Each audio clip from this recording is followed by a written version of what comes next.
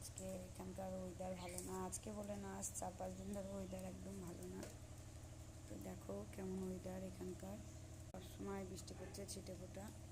আর আমাদের এখানে দেখো দুটো শালিক পাখি বসে আছে, এই যে সানসেটের উপরে দুটো শালিক পাখি বসে আছে, একটু পর পর নামছে আর স্নান করছে, খাচ্ছে দাচ্ছে আবার উপরে উঠে পড়ছে।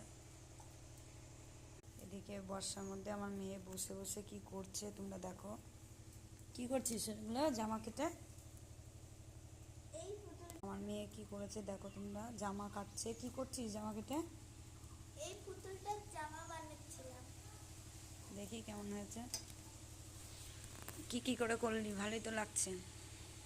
আগে কুচিটা করলাম, কুচি করে সেলাই করেছিস? হ্যাঁ।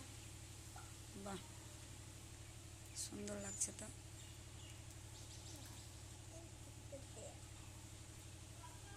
ভালো হয়েছে? হ্যাঁ ভালো আছে। দেখি তোর মুখের সাথে মানাচ্ছে নাকি ওকে। দুই বোন মনে হচ্ছে, ভালো লাগছে।